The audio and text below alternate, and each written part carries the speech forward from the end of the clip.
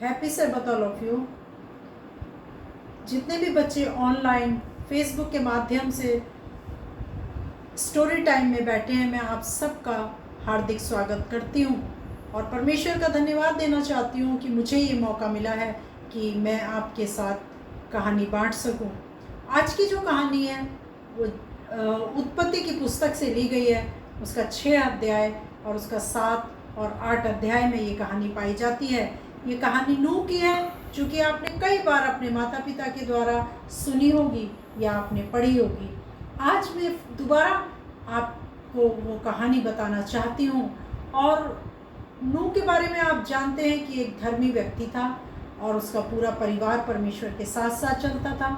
उस समय पृथ्वी पर गुनाह बहुत बढ़ गया था, पूरी दुनिया में दुष्टता थी और परमेश्वर चाहता था कि पर जो दुनिया है वो उसको ख़त्म कर दे, क्योंकि वो मनुष्य को बनाकर पछताया। और उसने नूह से कहा कि प्रचार करने के लिए कि वो ये बात बताए कि परमेश्वर पूरी दुनिया को नष्ट करने पर है और जल प्रलय आएगा और पूरी दुनिया नष्ट हो जाएगी। लेकिन लोगों को प्रचार अनसुना सा लगा और अनसुना कर दिया उन्होंने, और उन्होंने नूह की बात पर विश्वास नहीं किया। परमेश्वर ने नूह को आज्ञा दी कि एक जहाज़ बनाए, उसकी लंबाई, उसकी चौड़ाई, उसके अंदर जो सामान लगाना था, कौन सी लकड़ी इस्तेमाल करनी थी, ये सब परमेश्वर ने नूह को बताया। और जैसे जैसे परमेश्वर ने बताया वैसे वैसे नूह ने उस जहाज़ को बनाया। जहाज़ में कोई कमी ऐसी नहीं थी जो कि रह गई थी।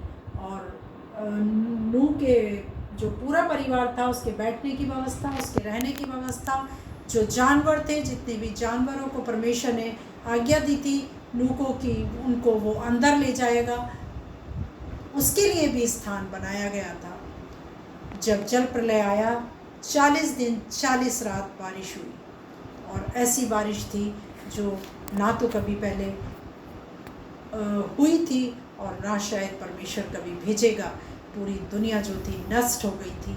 और लेकिन जहाज़ जो था बराबर पानी के ऊपर तैरता था, ना तो किसी पहाड़ से टकराया था, ना कहीं रुका था, क्योंकि वो परमेश्वर के द्वारा तैयार किया गया था।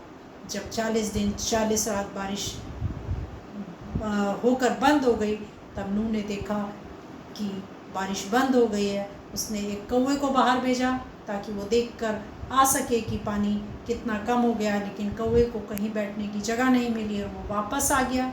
दोबारा उसने कबूतरी को भेजा जो कि वापस आई, लेकिन जब दोबारा उसने उसको भेजा तो वो उसकी चोंच के अंदर एक पत्ती थी, जिससे वो समझ गया कि पृथ्वी पर पानी कम हो गया है। उनका पूरा परिवार और वो सारे जितने जानवर थे वो सब बचाए गए।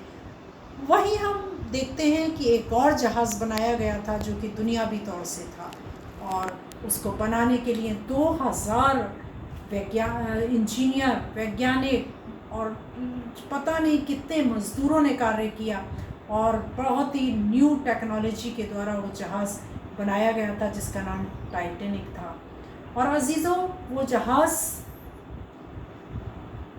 इतना पावरफुल होते हुए भी, जबकि वैज्ञानिक कहते थे कि ये जहाज़ कभी भी ना तो नष्ट होगा और ना ही इसमें कोई कमी आएगी, और बताते हैं कि वो चट्टान से टकरा गया था और ना जाने हज़ारों लोग उसमें मारे गए थे। वो थी मनुष्य के हाथ की रचना, लेकिन जो चीज़ को परमेश्वर बनाता है वो कभी भी ना तो नष्ट हुई है और ना होगी। इस पृथ्वी को परमेश्वर ने बनाया है, उसकी इच्छा होगी तो नष्ट होगी, नहीं तो कोई उसको नष्ट कर नहीं सकता। और जो चीज़ें मनुष्य बनाता है वो नाशवान है सारी। आज हम देखते हैं कि एक छोटे से वायरस ने पूरी दुनिया को हिला के रख दिया है। ना तो कोई वैक्सीन बना पाया है, ना कोई दवाई बना पाया है, और ना ही कोई किसी तरह भी मरीज़ को बचा सकता है या उसकी जिम्मेदारी ले सकता है। जितने मरीज़ बचे हैं वो परमेश्वर की इच्छा से।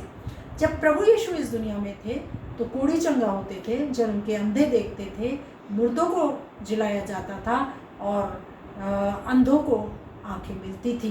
वो परमेश्वर की ओर से था, ना तो कोई डॉक्टर, ना कोई फिजिशियन, ना कोई सर्जन के द्वारा, लेकिन परमेश्वर के वचन से ही ये सब कुछ होता था।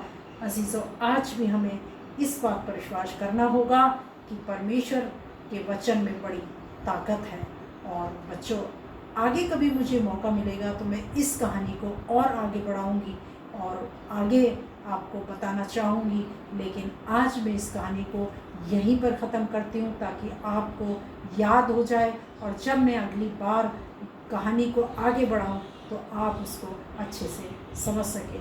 ये परमेश्वर आपको बहुत बहुत आशीष दे।